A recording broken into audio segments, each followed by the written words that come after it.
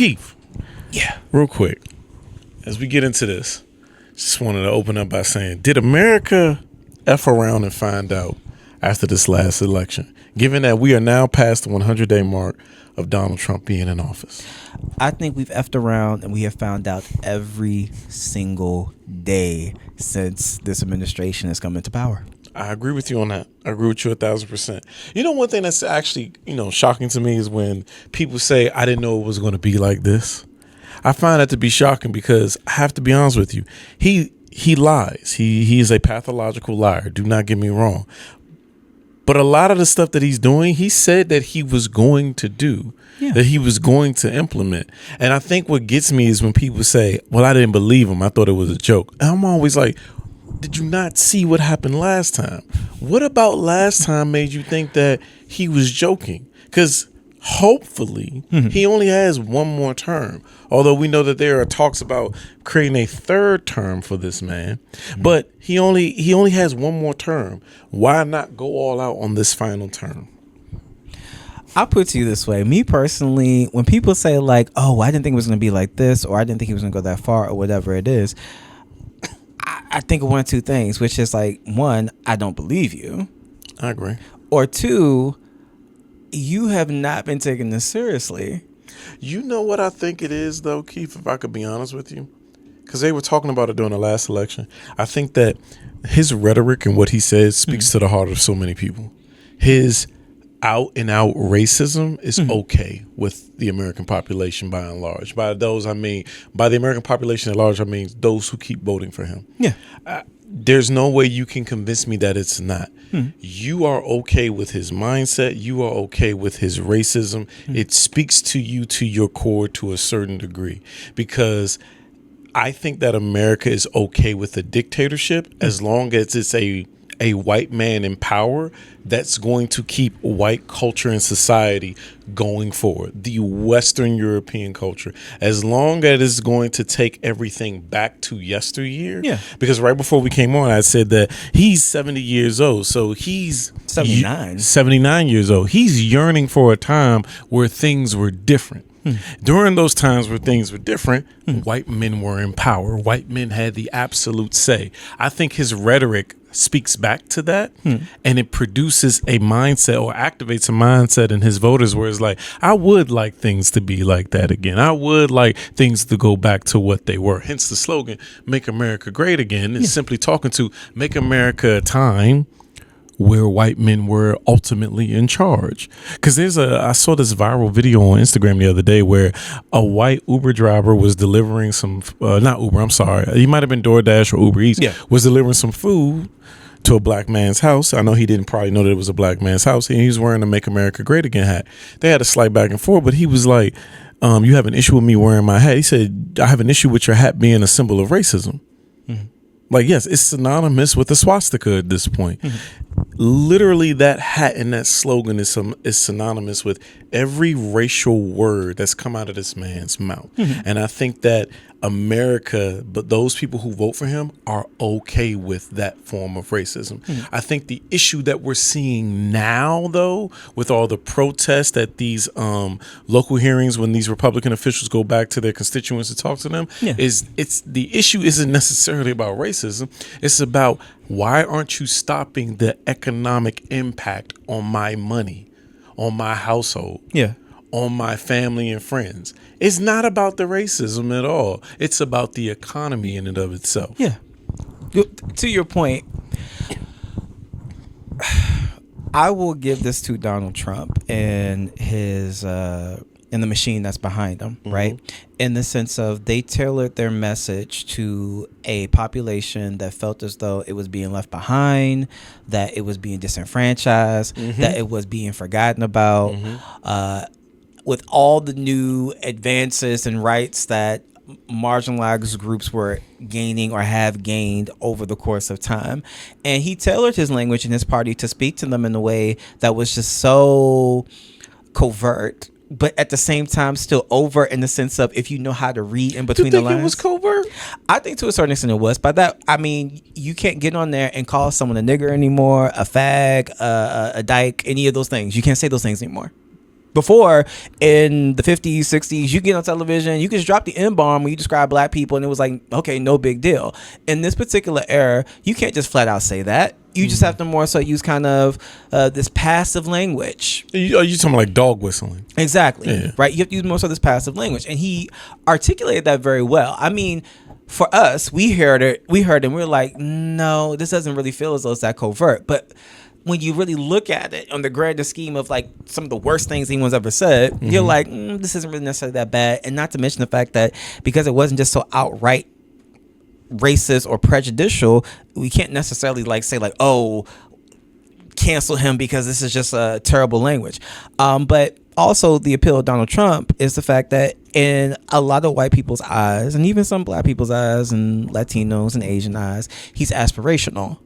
He is the poster child for white patriarchy and privilege, as in here you have this white man who is a billionaire, who is about power, who is about control. He takes no prisoners. He's completely and totally unapologetic. He becomes this aspirational thing of what it is that a lot of people think of when they think about whiteness and they think about success.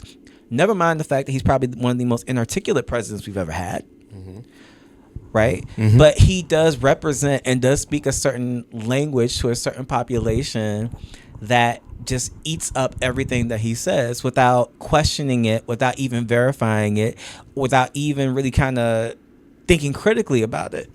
When you say that he's like a representation of success, it made me think about kind of like, how does America measure success, right? I think it's in a warped sense. We're a capitalistic society, so 1,000%. 1,000%. So the acquisition of resources and wealth is considered the pinnacle of success. I think that is an issue in and of itself, right? It's created, and we talked about this on other podcasts.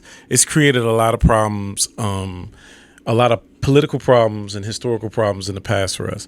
Do I think capitalism can work? Absolutely. Do I think it can work the way that America does it? No, it cannot at all. So when you had said that, though, that he represents that pinnacle, I think that Americans put too much emphasis on, if he is rich, he must be right, or he must be successful, or he must know what he's doing. And that's just not the case. It's not the case at all. Yeah. I think that, and I'm gonna give you. I know you wanted to say something. I just wanted to say this before we went live. Our producer had asked us, like, what do we think the end goal of all this is? And me and Keith had shared for us. So Keith, correct me if I'm wrong. I personally think that the end goal is kind of twofold from what I can see right now. Is that one, it's the thrust of white supremacy. Definitely, by and large, and I can unpack that a little bit later. But also, I think that what's going on is an opportunity, as I thought about it more, for the billionaire class, the oligarchy, to generate more wealth and to privatize certain government things to continue to generate more wealth. So by that, when I say white supremacy and moving it forward, I mean that when we talk about white supremacy, right, I want to give a different way of looking at it, or another way of looking at it. There is what's called a white thrust, a cultural thrust, right? Therefore, when it comes to white supremacy, there's a level of, I want my cultural way of being and the way that me and my people look at reality to go forward, no matter what. And I use that with this as the backdrop. You ever notice how African American history is constantly trying to be denied or erased? Yeah. Simply being is because the African American experience is going to depict white American experience in a negative light by way of how our ancestors, and even in modern day, have been treated, have been enslaved, have been disenfranchised and discriminated against. So there's always this, well, let's not talk about that. Let's get rid of that, because we're trying to promote an image, not just to the rest of the world, but to our own citizens, that we're a pure group of people. We have the best intentions. We have nothing but good things going forward. That's the thrust, or one of the aspects of white supremacy, of let's continue this form of looking at reality, because it is the right way of looking at reality. If you're looking at it from that perspective, that white supremacist thrust, let's have that go forward. So let's move all these things out of the way. Let's get rid of DEI. Let's get rid of history that talks about slavery. Let's get rid of natural National Indigenous People Day. Let's stop talking about all these other groups. Let's stop talking about transgender and things like that. Yeah. Let's get back to a time where we can keep this thrust going forward. That is what I mean when I say about white supremacy. It's about keeping their way of life going and perpetuating. Moving over to the oligarchy side, yeah, I think that what it is that this is an opportunity for them to get rid of a lot of things, create hyperinflation, buy stocks for a discount price, and then privatize the things that are being left or kicked to the side that the government won't be in a position to do because they're letting go of so many people. Oh, definitely. So when I sit back and I look at everything and how all of it's playing out, it always perplexes me because when I think about Trump's core demographic, which is usually white, male, rural, definitely, it always amazes me that they don't pause to think or realize that their value system isn't the same thing as his. Like when you talk about wealth, definitely. When you talk about wealth, when you are someone, I don't care who you are, if you are across color lines, when you are someone who isn't necessarily someone who enters into a space of wealth, but let's say you still do good for yourself, right? You're still able to pay your bills, take care of your kids, take care of your family. You really do realize that when we're talking about wealth is a very broad term that also includes the fact that I have love, I have community, I have support, I know my neighbors, I know all of that stuff. And I always think to myself, like, at the core, on the good side of things, that is their value system. And I always pause and think to myself, when has this man ever demonstrated that to y'all? I think he touches on, I don't know if this is the right phrase, but like white anger. Yeah. Like, I think he touches on that. Like, 1,000%. Yeah, 1,000%. I don't think that, here's the thing. Psychologically, in my opinion, racism is taught in the American education system. There is no subject more dangerous in the American education system than history class, in my honest professional opinion. History class is a propaganda class. That's all it is in the American education system. So when I say that he touches on white anger, I mean this. White men feel like the blame is laid at their feet. And I can understand where they're coming from in that regard. Like, if you're a farmer in rural America working, I'm not out here being racist. I'm just out here trying to make a living. Like, why does everybody keep blaming white men? I mean, we may not be talking about you in that regard, right? But when I say that history class is the problem, is that because we're not properly taught history, because we had talked about this off camera, now we're talking about it on camera, there is a messaging going on from not only history class, but from all the media that we consume, right? That literally, that the American identity is a great identity, but that American identity only looks like one group of people. It tends to be white people. And then among white people, it tends to be white men. All the great historical figures that you're going to see in history books tend to be white men for whatever reason it is. That's what it is, right? It's laid at the feet of them. So therefore, all these people, these great men, quote unquote great men, air quotes on that, get into positions of power and they make policies that affect everybody around them. So while you, Joe Citizen, may be like, it's not my fault, we're all being, I guess, bombarded with this message of the American identity is this. These people are great. These people are put in power. But then when we look at reality as we live it in our day to day, these people in power are putting things in place that are negatively impacting everybody, but it primarily negative impacts minority communities, which primarily negatively impacts black people. So how does that fit to you, Joe Citizen, who happens to be a farmer? Well, when people are out here saying that the American identity or the American culture or the American politics are racist, are biased, are discriminatory, because you identify as American, you're thinking that we're necessarily talking about you. So therefore, you get angry and you get defensive. Or because you believe into the education system so much, you think to yourself, no, America's not like that. That's called dissonance.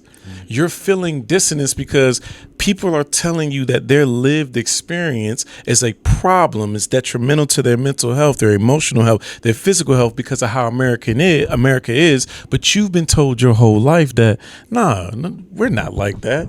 We might have been back in the day, but we're nowhere near like that right now. You guys are just being, the problem's got to be you. I work hard every day. And I don't have the same issues that you have. I don't see these things. Yeah. I don't see nobody denying people these opportunities based upon their skin. Yeah. But then you got to do a temperature check. Are you around enough minorities? Or are you just around other white people? See, and I'm going to wrap it up and give you the microphone after that. I think that when he talks, it touches on that anger. Like, why do I keep getting blamed when all I'm doing is just trying to go to work, make a living on my own? They keep laying it at my feet. We're not necessarily laying it at your feet. We're calling out what we're seeing, and you're taking it personal. Exactly. So to your point, how do I put it? I guess for me personally, the hypocrisy of it is this.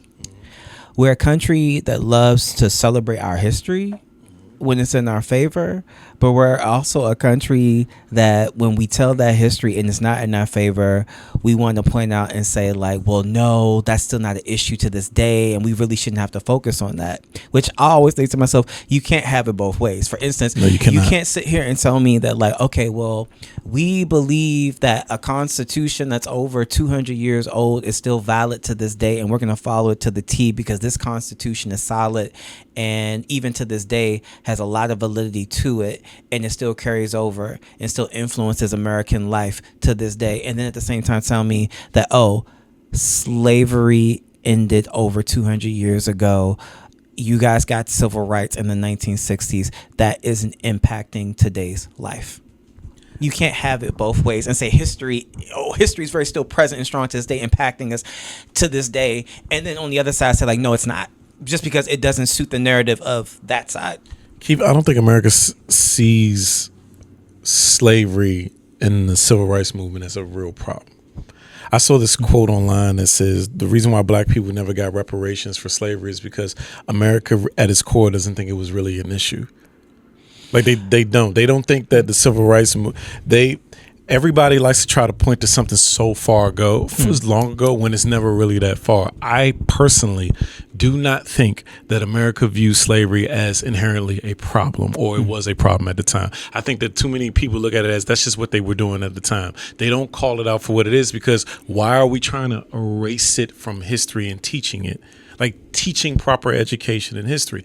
I think that they use the work of all of our civil rights leaders in the 60s and 70s as a scapegoat. Well, we took care of it back then. It's not necessarily a problem now, even though there is statistical data that shows that there's still a problem now. I think what happens is people, going back to what we opened up with about capitalism, associate some form of wealth with success. They always say, well, now we have a lot more black billionaires and millionaires. No, that's a byproduct of capitalism in and of itself. Like, there's enough money going around. Now, granted, the money is being hoarded by a select few, but the black billionaires that you're seeing, some of them are in tech, some of them are in private acquisition, don't get me wrong, but the majority of them are in entertainment. And the entertainment industry is not run by black people. The entertainment industry is actually run by white people in power. So you can't use monetary gains as a metrics of improvement across social lines in a culture. Exactly. That's not true, because you're only looking at, everybody remember this, you're looking at exceptions to the rule, not the norms in and of themselves. You're just not looking at it that way. So I don't think America finds racism a problem. I think that they say it so that way on a global scale they don't appear that way, because we all know culturally and morally it's wrong. But I don't think America views racism as an issue. I think they view it as it's just a part of where we are. Like in their because of the power of messaging, the bombardment of who white people are relative to minority groups. And by that, I mean, we see a lot of, and when I say media, y'all, I'm not talking about the news or social media. I'm talking about like just movies. The majority of heroes in movies and in stories, at least in America, tend to be white. They just tend to be white. The majority of criminal and deviant shows and violent behaviors tend to be minority groups. Black people. And keep in mind, like I said, we don't control the media industry by and large. So when we depict certain black people as heroes, it produces dissonance. I don't really like it. In modern day times, we say, I don't like it. What's all this wokeness? Exactly. Why are we being woke right now? Like, it was cool when T'Challa was the hero because he's a part of an African nation in Wakanda and they're fighting over in Africa. Exactly. That's cool. Give Anthony Mackie a red, white, and blue shield and it's like, oh man, I don't like it. Marvel's gone woke. Even though comic books have been woke forever. Wokeism was led to the creation of X-Men. Yes, like even though it happened in the comic books, but what I'm saying is it's the power of messaging. We're used to seeing the white savior.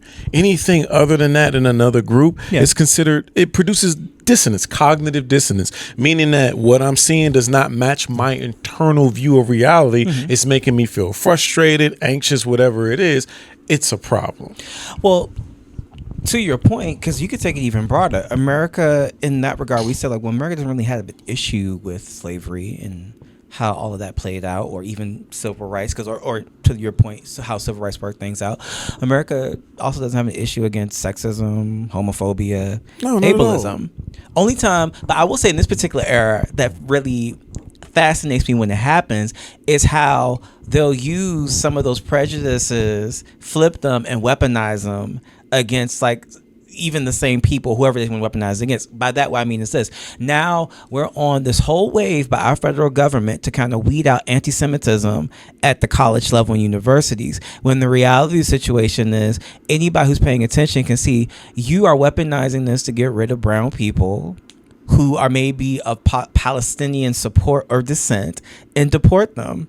No, yes, that's exactly what's going on. It's not the case if you have an issue with anti-Semitism, and it pisses me off because of the fact that anti-Semitism is a very real thing. And now that the government is weaponizing it to target people that they just want to target because they don't want them protesting on college campuses, it hurts the cause of people who are really fighting against anti-Semitism, because now the people that you're targeting, not saying that they are anti-Semitic, but the people who may be in support of them or watching now feel as though they are actually reinforced in their anti-Semitism because the government is now supporting them.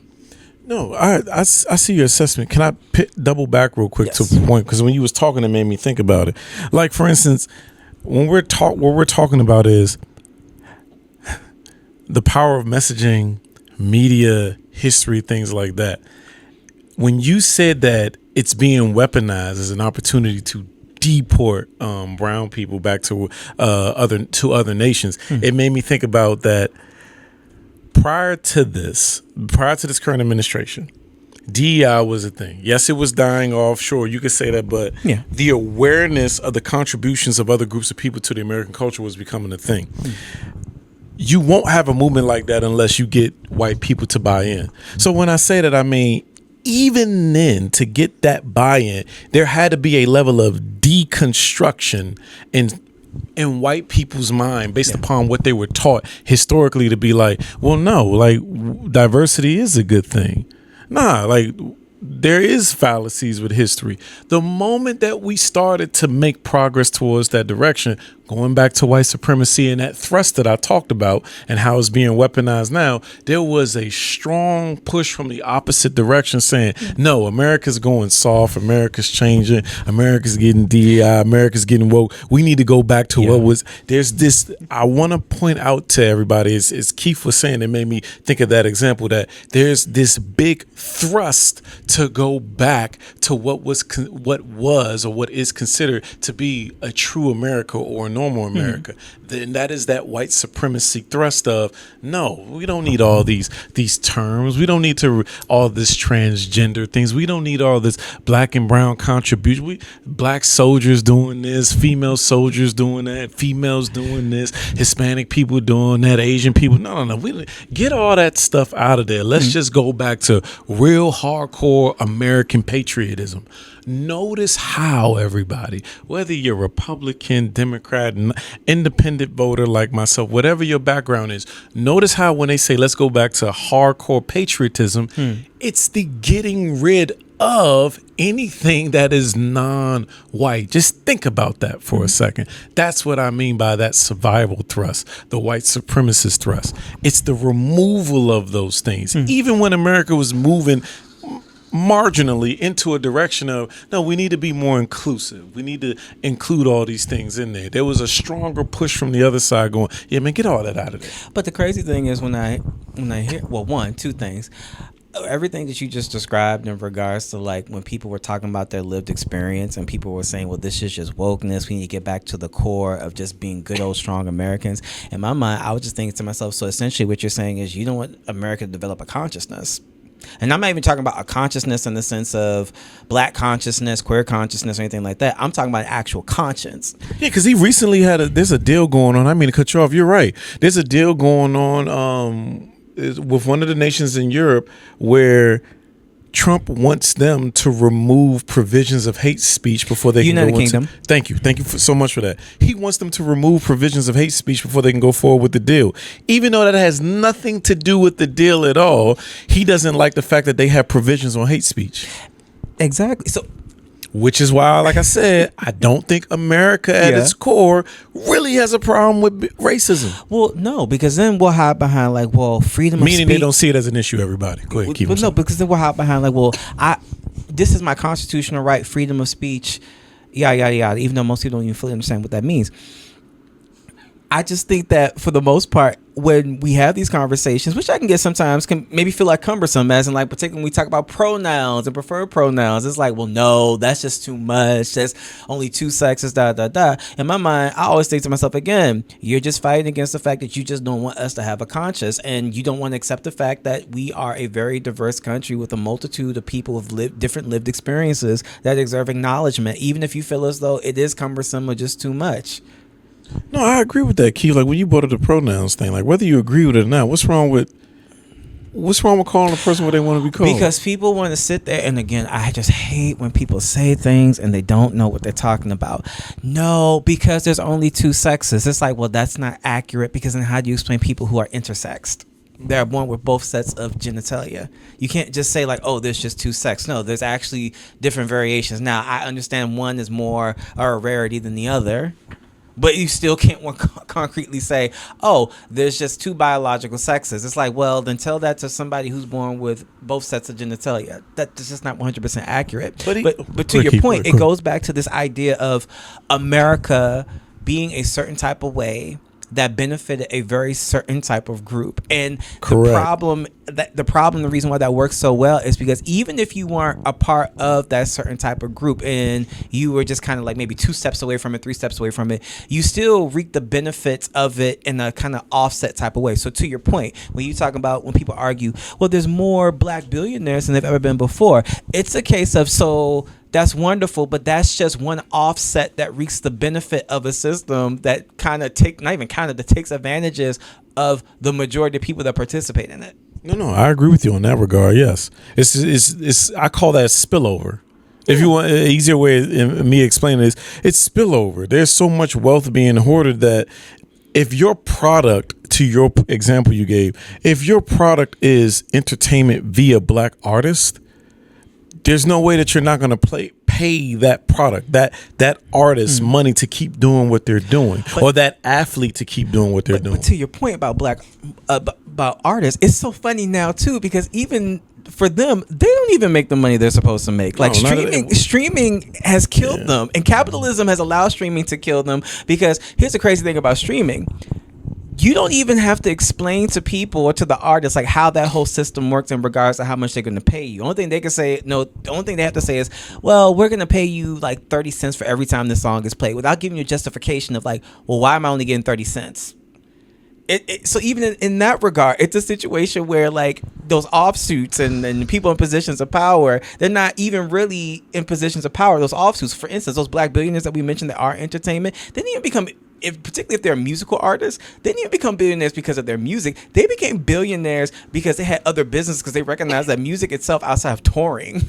Touring makes a lot of money. Wasn't making how much money. Rihanna becomes a billionaire not so much because of her music, but because she has like an it's awesome her makeup line, makeup and fragrance line. and a fragrance line, Yeah, and it's not the music and at a all. clothing line. Jay-Z, it's not even so much even because of his music. It's multiple investments in other businesses. Exactly. Kanye West didn't become a billionaire till he started doing fashion. Exactly. It wasn't even the music.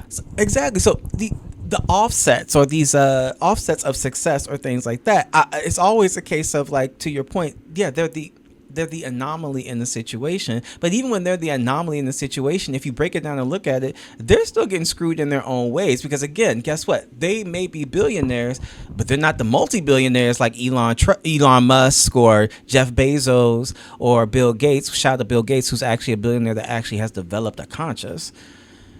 They're just more so these offshoots who are like, even though they are a billionaire status, and I'm not going boo-hoo to billionaires, even they get screwed over by people in even more powerful positions. So in that case, getting screwed over by people who are even richer, that own Spotify, that own Apple. Yeah, that is why I say that capitalism being a core component of a culture is very dangerous, because you look at the acquisition of resources and wealth as the end goal. Mm-hmm. That means if that's what you're judging your success on, everything's competition based. So if I screw you over to become rich, well, I'm winning the game. That's what we're here for. We're here to make money. I think that that is a dangerous mindset to have when it comes to people, like people tending to people. What is the purpose of a community and a culture and a group of people? The people come together to take care and protect one another. Yeah. That is the purpose of it. That's why human beings, even during prehistoric times, we found that there are strength in numbers. We survive more when we collectively come together to protect ourselves, to hunt for food, procreate, move forward, cultivate the land, things like that. Well, when your goal of measuring success is how much I can gain over everybody else, you have a predatory mindset at a certain point. It becomes a problem. Like, for instance, there's no real cultural development when that mindset's in play. What do I care about that for? I just need to go ahead and get me and mine. That becomes a problem. I just wanted to point that out, because that's why, going back to earlier, that being the core component of a culture is very, very dangerous. We cut corners now as a capitalistic society. We don't invest in innovative things. We don't invest in technology. We don't invest in our own communities and people, aside from race, right? Yeah. There's just no investment in real infrastructure. Matter of fact, Elon Musk, to your point, the devil he is, literally has tricked people into saying those are entitlements. No, they're not. I pay my taxes. So they're not entitled. They're not entitled. Luckily, though, I've seen in videos, the Republicans who are going to these rallies and things like that are pushing against that. You don't call them entitlements. They're not entitlements. If I pay my taxes, they're not entitlements. But he's trying to demonize, which the politics have been doing for years, but demonize social programs. Heck, even with that being said, Gallup took a poll during the 60s. When Gallup I don't know if you remember this, Gallup took a poll in the 60s and they were asking about universal health care. You know why the average white American at the time didn't want universal health care? They didn't want welfare queens and black people benefiting from that because they don't put into it. But just think about that. Yeah. Like, we could... To this day, we're still not investing in that. We're not even. It's not even an option on the table. Well, yeah. We're not investing in We're not investing into people. Well, see, to your point, where you talk about competition, right?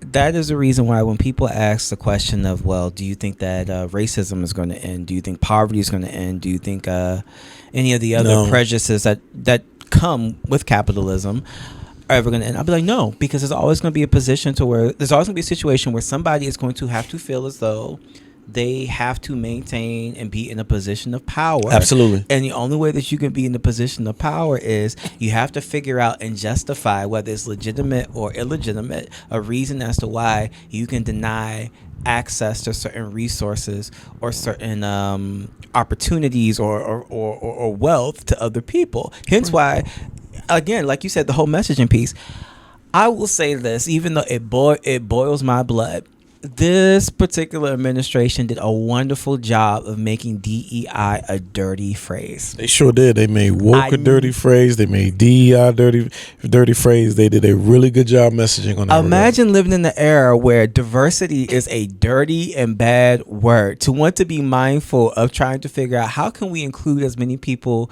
as possible gets subverted to like, so now we're just including people because they're black or they're just women or they're whatever else. Keith, I feel like America's always been that way. I know, but like it's all like I know, but I will say this. I will say this, and maybe some people be like, "Well, I prefer it this way other than the other way," because to your point, this administration isn't doing anything that's new, but it's just the first time I think ever where you actually have a president in the government that's bold enough to actually say, yeah, well, we don't like diversity, equity, inclusion because it actually discriminates against white people. And we think everything's supposed to be merit-based, which is always perplexing because I'm watching the people say this and the positions the majority of them are in, they didn't have the merit to be in it. No, 1,000%. America's never been merit-based. Going back to a point you just made, I don't think racism and all the other isms are going to go away because going back to Joe Farmer, right? We talked about this on other podcasts. When you operate from a position of advantage, privilege, and abundance, that's your norm. To you, it doesn't look like I have an advantage, I have privilege, I have an abundance. To your meritocracy argument, America's never been a meritocracy. It's not. It's about who I know can get me in. I will give white people this 1,000%. They will take care of their own. I wish black people did that a whole lot more. White people will take care of their own and put those who look like them or people that they know in positions of power. We saw that with this administration. They put people who do not deserve to be in a certain position in power, but they put them there because were either white or they like that they're going to push the agenda forward, right? So going back to Joe Farmer, when I say that, you might feel like, well, I don't have a leg up. I'm struggling just like everybody else. The economy's hitting it a lot harder. It's not an oppression Olympic thing to point out that while you might feel that way, your situation as far as socially and culturally, your ability to go in and access certain things, your ability to get into certain places is a lot higher than someone that has a different complexion than you. Yeah. But you don't realize that because you haven't experienced it. Like, for instance, it's not an unknown thing that black people getting pulled over in a traffic stop is a vastly different experience than white people getting pulled over. Because you know why I know that's not a surprise to anybody? Because what's one of the things that most white people who like the cops say? Why don't you just comply and do what you're told? Think about it, right? Yeah. It's like, just do what you're told. You wouldn't run into this problem. Okay, so is your experience the same as mine? Like, for instance, is he going to ask you the same exact things he's asking me? Like, is that the same thing? Like, why am I not complying? It's not that I'm not complying. I have questions. So I'm wrong for asking questions? Because you would ask questions. Exactly. Like, you would ask questions. Are you complying when you ask a question?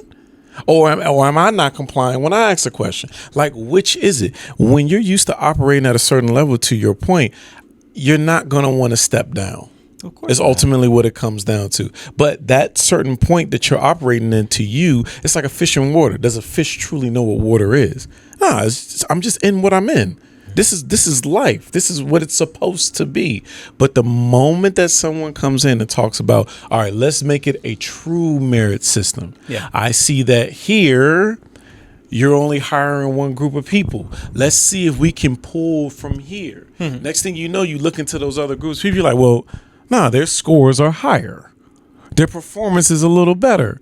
Let's go ahead and put them in this position. Now, because I'm so used to pulling from this pool of people, either you or this pool of people go, well, wait a minute, that's not how that's supposed to go. Exactly. Notice what I said there. That's not how that's supposed to go. Well, no, this person was more qualified. Why? Because he's black? Well, no.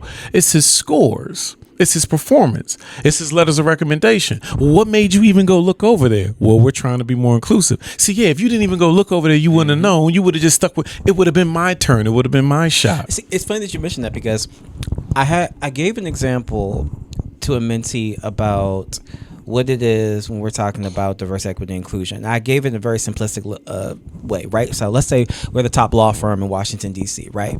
Let's say historically our law firm has always looked at Georgetown, George Washington, Harvard, Yale, Princeton. The TV show Suits only did that. Exactly. They only looked at Harvard. Exactly, right? So that diversity, equity, inclusion piece will come into play and say, like, I see where you're going with this. Exactly. Instead of just looking at those institutions, why aren't we also looking at Michigan State? Why aren't we looking at Howard University? Why aren't we also looking at UCLA? Why are we not looking at schools down south? That was a real good example. Why are we not just kind of opening the door because of the fact that, yes, these are Ivy League schools. Yes, we know they're elite. Yes, we know that they're supposed that they're great, but even still, you can be a great school and still produce some idiotic students. Yes, 1,000%. You can be a terrible school and produce geniuses. Exactly. So why don't we just kind of open the doors to these schools so they can actually submit the students, that the students can apply. We can read the letters of recommendations. We can go through their grades. We can interview them to kind of see, are they really qualified for working at our law firm. That's all it is. It's just opening the door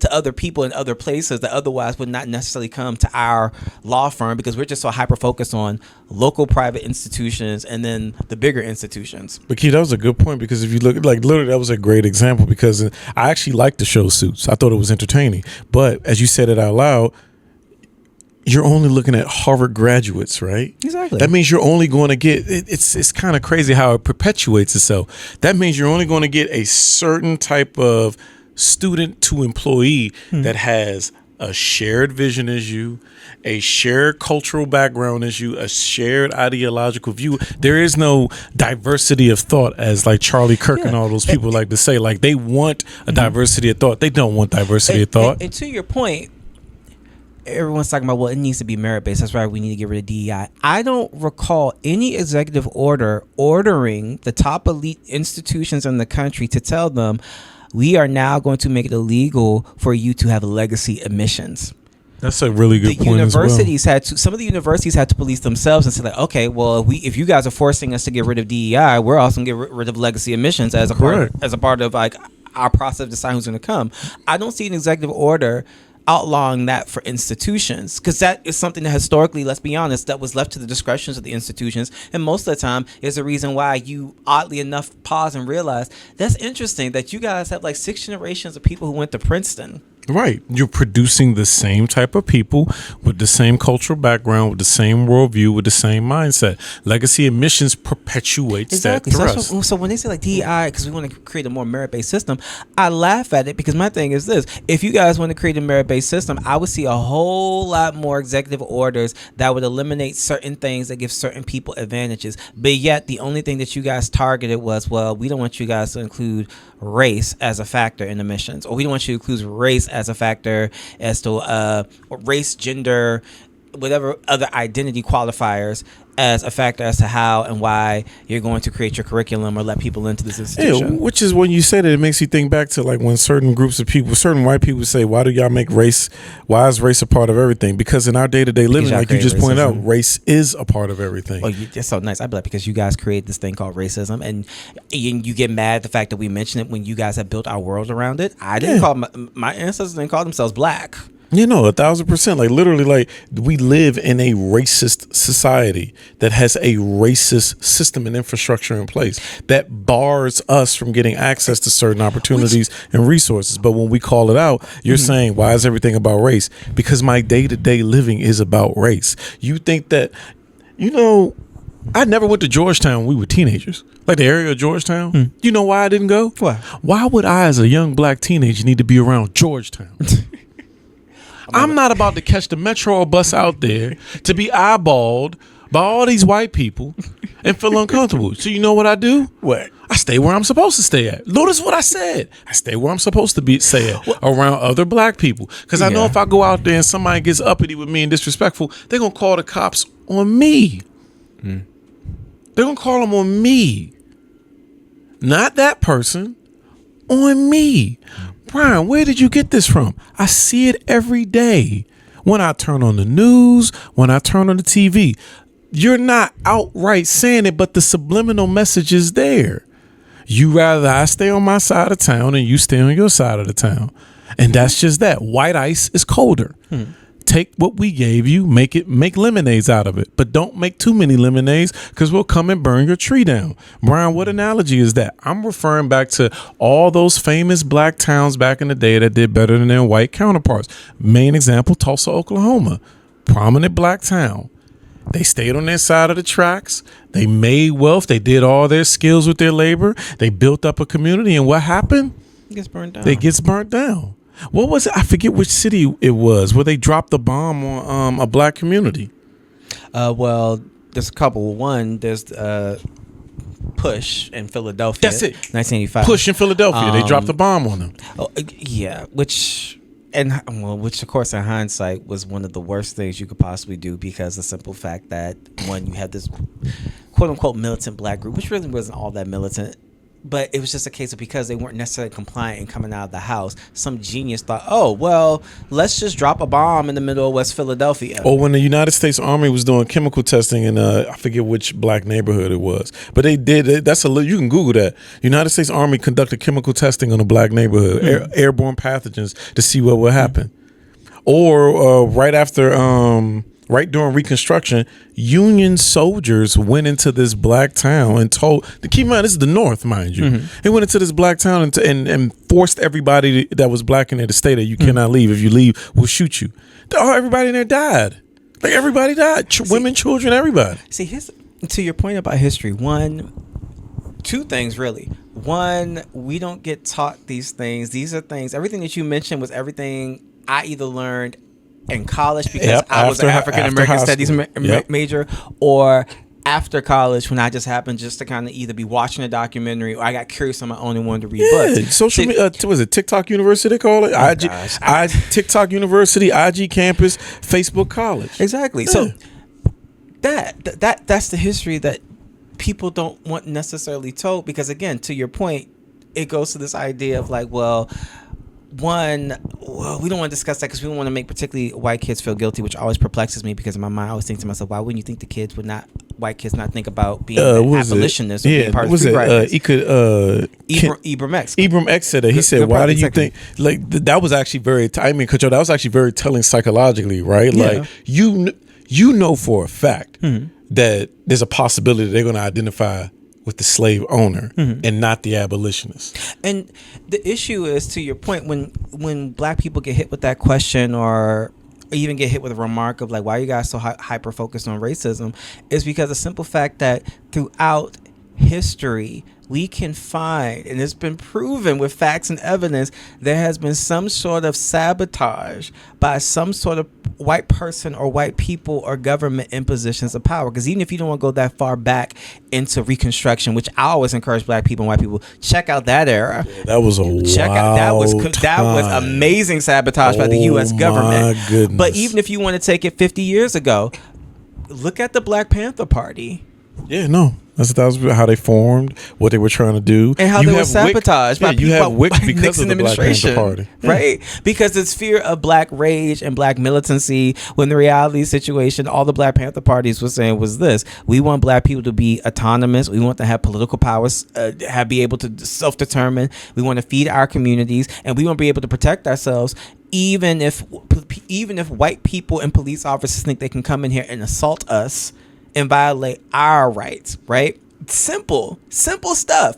But because you have black people organizing and trying to gain power, it becomes a fear of like, oh my gosh, they're subverting the American dream or this image of America, and we have to destroy them, right? So we have to sabotage, we have to infiltrate, we have to do all these other things. My point being, when people talk about, well, you guys just focus on racism, you guys need to let these things go. It's like, no, I promise you, you can go through each of the decades of these United States of America, and I promise you, you will find at some point that the government or some local government has actively tried to sabotage whatever it is that black people have been trying to do. Not even just the government, banks. Institutions. Banks. Here's why we talk about institutional racism. Banks actively try to sabotage black opportunities. Exactly. I'm not even lying, y'all. It's crazy. Like, yes, local governments, definitely. Exactly. So, like, if you black and live in Florida, power to you. I don't know why you never live there, but power to you. Even if you're black, even if you're not black living in Florida, even in education at colleges. My Florida is an entity all to itself, because I've never seen outside of Texas a state so punitive, and yet those punitive measures don't deter crime. As in, for instance, felony murder. As in, oh, you and I go out here and commit a crime.